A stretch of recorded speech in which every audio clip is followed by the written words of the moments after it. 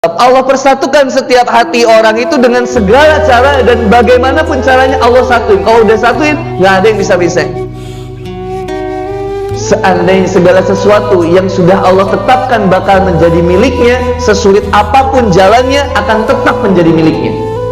Sesuatu yang sudah ditetapkan oleh Allah Subhanahu wa Ta'ala bukan menjadi miliknya, semudah apapun jalannya nggak akan pernah jadi miliknya. Pacaran 7 tahun, lebih-lebih dari nyicil motor. Kayaknya udah yang paling ini banget gitu. Ini tuh udah pasti bakal nikah deh. Udah pacarnya berapa? 7 tahun. Tapi akhirnya udah nikah. Kenapa? Karena sesuatu yang kemudian ditetapkan oleh Allah Subhanahu wa Ta'ala bukan menjadi milik kita, bukan bisa bersama dengan kita, semudah apapun jalannya nggak akan pernah jadi milik kita. Bayangin, H-1 mau nikah, bubar, nggak jadi. Banyak nggak? Banyak. Saya kemarin ada jamaah akad nikah, bayangin, udah datang ke masjid, jam 8 pagi, udah datang di masjid, standby, petugas KUA ada, semuanya sudah siap, mempelai prianya nggak datang. Yang datang cuma orang tuanya, permohonan maaf karena calon suaminya kabur. Bayangin coba perasaan wanita itu gimana coba. Udah bukan diputusin lagi, ditinggal nikah. Bahkan ada lagi yang luar biasanya, cinta banget sama istrinya. Ternyata ketika dalam prosesnya, ketika sudah akad nikah, nggak lama istrinya meninggal.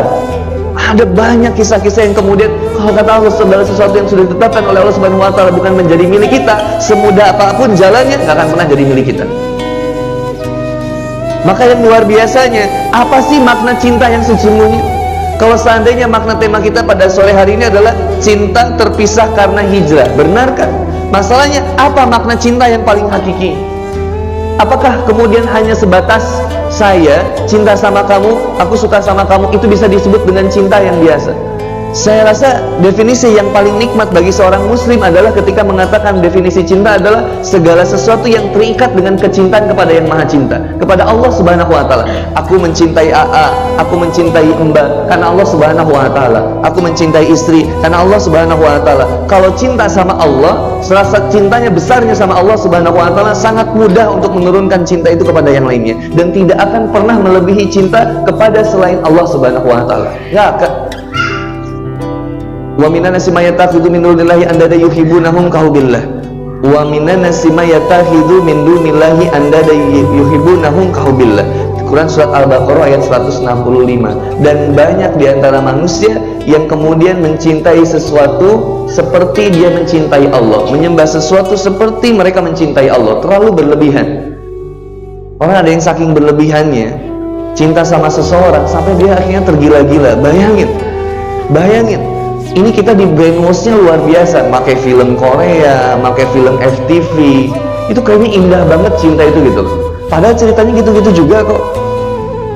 Orang kota datang ke desa, gaya kaya raya, nabrak sepeda. Begitu nabrak sepeda, yang tabraknya adalah seorang wanita kembang desanya. Begitu marahan, mereka berdua udah marah-marahan, akhirnya kabur. Cowoknya begitu kabur, dia ketemuin kepala desanya. Ketika ngobrol sama kepala desanya tentang proyek, diajak ke rumahnya. Kepala desa ini ternyata punya anak perempuan. Ternyata anak perempuan itu adalah wanita yang ditabrak tadi pagi lagi naik sepeda. Akhirnya dua ini musuhan banget. Udah musuhan banget, ternyata si laki-laki yang dari kota yang datang ke desa ini diam-diam benci sama si cewek desa ini. Tapi benci itu kan akronim dari benar-benar cinta. Ya, kata Ali bin Abi Thalib radhiyallahu anhu, jangan terlalu berlebihan dalam membenci seseorang, karena bisa jadi dia menjadi seorang yang paling kamu cinta. Dan jangan berlebihan dalam mencintai seseorang, karena bisa jadi suatu hari dia menjadi seorang yang paling kamu benci. Tiba-tiba ternyata si laki ini udah mulai nih tumbuh benih-benih cinta kepada wanita kembang desa ini. Ternyata laki-laki ini punya pacar di kotanya. Pacar yang di kotanya nyusulin ke desa. Akhirnya terjadi cinta segitiga. Cinta silang itu biasanya. Wanita desanya jadian sama pria yang di kota, wanita yang di kota jadian sama laki-laki yang di desa. Udah ketebak kayak begitu semua. Film Korea semua. Yesterday Afternoon Boy, Boys Before Flowers, You're My Sunshine. Kemudian ada lagi film apa lagi?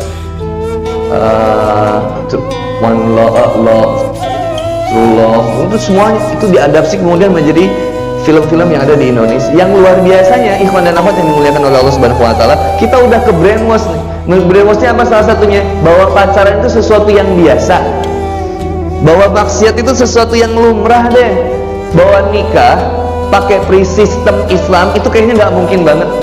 Ta'aruf, khitbah, ketemuan 3 kali, gimana bisa kemudian mempertahankan rumah tangga yang bertahun-tahun, yang udah pacaran aja nggak tahan kok. Ini lihat logika yang luar biasa. Kok bisa sih orang yang cuma 3 kali ketemuan? Pertanyaannya, kok bisa sih orang yang cuma 3 kali ketemuan, nggak pernah ketemuan sebelumnya, lalu nikah? Kok bisa sih? Tapi ada yang kemudian menjalin hubungan pacaran 7 tahun, pernikahannya cuma seumur 1 tahun. Ada nggak? Banyak banget.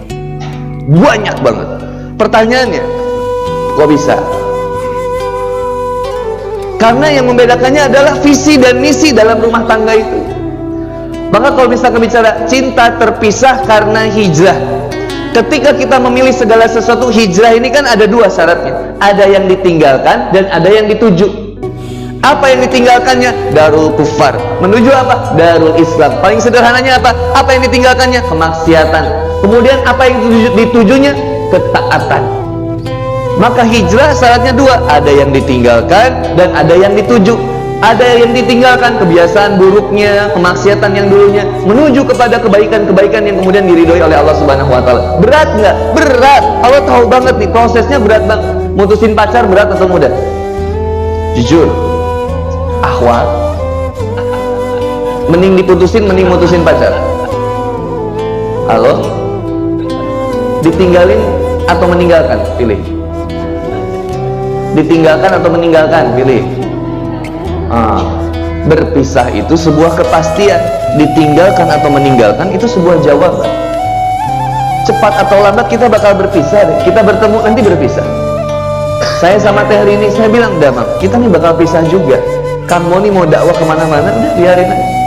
Mamang juga akhirnya ingat bahwa nggak boleh saya terlalu cinta sama Kang Boni. Kenapa? Karena orang yang beriman di Quran surat Al-Baqarah 165 itu cirinya apa? Walladzina amanu asyaddu hubbalillah. Orang yang beriman itu cintanya teramat sangat besar kepada Allah Subhanahu wa taala.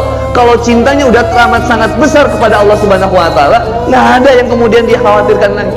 Dia titipkan semuanya kepada Allah Subhanahu wa taala. Dia jaga benar-benar cinta Allah Subhanahu wa taala. Tapi kalau cintanya bukan kepada Allah, ini yang bikin berat. Maka visi misi pernikahan yang pertama adalah meningkatkan kecintaan kita kepada Allah Subhanahu wa taala. Pengen sampai kepada ridho Allah, itu kan tujuan yang utama. Bayangin nggak kalau misalkan kayak gini, saya mau ke Jakarta, saya mau ke Jogja, Teteh mau ke Jogja juga, sama. Kalau udah sama, apapun bagaimanapun jalannya, kita akan sampai ke sana barengan. Mau naik jalan kaki, mau naik motor, mau naik ondel-ondel, ada apa? Andong, mau naik bus, mau naik pesawat, apapun dan bagaimanapun caranya, asal tujuan ke Yogyakarta kan sama. Nah, aku sana. Kalau pernikahan Islam cuma nanya apa sih tujuan pernikahannya? Pengen sampai kepada ridho Allah. Sama. Kalau udah gitu gimana? Ya udah, deal, klik ketemuan, deal, cepet. Nggak, soalnya tujuannya udah sama. Karena tadi lihat, aku, kebayang nggak? Mau kamu. Akunya siapa? Manusia. Kamunya siapa? Manusia juga. Kan nggak mungkin antum mau nikah sama jin.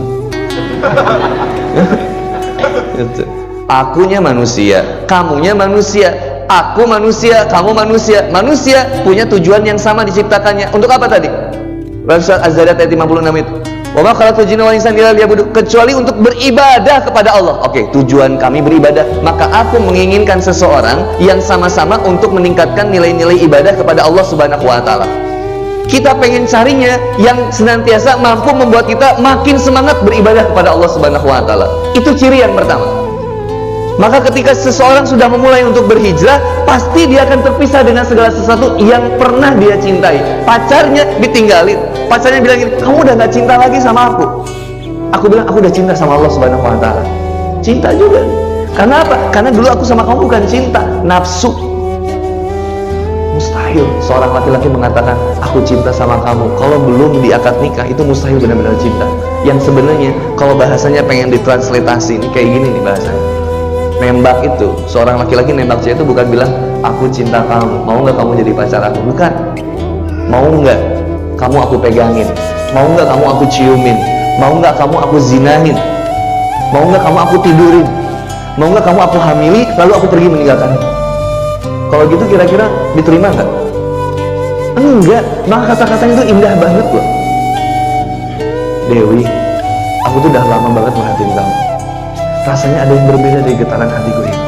Seandainya getaran kita sama, sudikah kiranya kemudian kita bertemu dan saling menyatakan cinta? Aku cinta sama kamu, kamu mau nggak jadi pacar aku? Itu Dewi tuh pas nerima SMS-nya langsung, oh ya Allah, Rudi. Ya, sama Rudi itu, Insya Allah Rudi, mudah-mudahan hubungan kita hubungan yang penuh berkah. Pacaran syariah ini. Mudah-mudahan kita bisa saling mengingatkan di jalan Allah. Insya Allah Dewi, kita akan saling mengingatkan ya. Ingat, kita nggak boleh terus-terusan maksiat. Kita jaga hubungan ini ya sampai ke pernikahan. Jaga sholatnya ya sayang. Aduh, pengen ngebacok ini. Ini nggak ada yang ini sayang. Udah aja, please, nggak usah kontak-kontakan. Ahwat, nggak usah kontak. Ikhwan, nggak usah banyak modus. Antum dibuka DM Instagramnya, Assalamualaikum Mufti, Assalamualaikum Mufti, Assalamualaikum Mufti, Assalamualaikum Mufti, Assalamualaikum Mufti, Assalamualaikum Mufti. Tobat yang pertama, sosial media yang pertama. Ini generasi milenial 4.0. Kata Pew Researcher, ini pengguna sosial media yang paling aktif ini generasi milenial. Maka akhwat yang punya Instagram di kick semua following yang laki-laki. Kunci gembok Instagramnya, tulis akhwat only. So, sanggup nggak? Baru gitu doang. Ikhwan jangan ketawa dulu. Ikhwan, proses tobatannya unfollow semua wanita yang di follow. Unfollow semuanya, unfollow. Penyanyi dangdut tuh apain sih antum follow, aneh deh. Biar apa coba? Ada motivasi, unfollow. Nanti teteh akan ada satu laki-laki yang teteh izinkan follow teteh. Siapa? Suami tercinta, yang dia akan melihat keindahan wajah teteh di sosial media. Tapi cuma suami satu aja. Ikhwan, hanya akan satu followers yang wanita yang di follow. Siapa? Istri. Istri itu seneng banget dispesialin loh. Seneng nggak? Mohon maaf, bukan berarti yang jadi yang kedua, ketiga, keempat itu nggak baik. Saya cuma nanya aja, pengen jadi yang ke satu atau yang ketiga? Halo? Ke satu atau yang ketiga? Satu. Dia pengen dispesialin, dia pengen dipuji, ditempatkan di relung hati yang paling dalam. Kalau laki-laki santai. Laki-laki kan the best, the one and only. Nggak boleh nggak? Cewek punya suami 4, boleh nggak? Enggak. Artinya kenapa? Kalau hati pria itu cuman satu dan satu-satunya, dipertahankan di setiap wanita. Tapi yang namanya wanita itu hatinya lapang, dia bisa berbagi. Emang itu jalan surga yang luar biasa. Dia sabar untuk membagi hatinya dengan yang lain. Tapi kenapa kita jadi bahas ini sih? Ini anak baru sadar direkam loh. Wanita ini spesial, luar biasa. Balikin ke yang tadi. Dah, strategi yang pertama, obat sosial media. Jangan-jangan sosial media kita ini lebih soleh daripada kita. Nanti yang masuk surganya Instagram, Facebook, masuk dada. Kitanya ada jalan-jalan ke yang lain. Aku mau kamu. Akunya manusia, kamunya manusia. Aku manusia diciptakan oleh Allah, kamu manusia diciptakan oleh Allah. Kita sama-sama diciptakan Allah untuk beribadah. Maka aku akan mencari seseorang yang senantiasa mau beribadah kepada Allah Subhanahu wa taala. Tinggalkan seseorang yang mampu membuatmu bertekuk lutut kepadanya, dan kejarlah dia yang mampu membuatmu bertekuk lutut bersama-sama kepada Allah Subhanahu wa taala. Kalau ada orang yang bikin kita bertekuk lutut kepadanya, tinggalin siapa dia. Tapi kejar seseorang yang kemudian membuat kita bertekuk lutut kepada Allah Subhanahu wa taala. Bismillah ya Allah, yang itu ya Allah, dia kayaknya bisa membuat saya lebih baik ya Allah. Tapi ya Allah, Kau mengetahui yang terbaik menurutmu ya Allah. Bismillah. Nanti kita bicara tahap-tahapnya insya Allah. Maka ketika ada pilihan begini, udah ada nih tujuannya ibadah kepada Allah. Visi misinya udah jelas nih, pengen sampai kepada ridho Allah Subhanahu wa taala. Maka kita akan meninggalkan segala sesuatu yang dibenci sama Allah Subhanahu wa taala. Ada nggak sih sampai ke ridho Allah tapi kemudian lewat maksiat, bisa nggak? Nggak bisa. Maka kemudian ini udah menjadi patokan bagi kita. Ketika kita pengen sampai kepada ridho Allah Subhanahu wa taala, maka kecintaan kepada dunia, kecintaan kepada kemaksiatan yang membuat kita kemudian jauh dari tujuan ini, kita bakal tinggalin itu semua. Maksiat tinggalin, mohon maaf, mabuk tinggalkan, ngepoin mantan tinggalkan. Mantan itu kan manis dalam ingatan, jangan berusaha untuk dilupakan.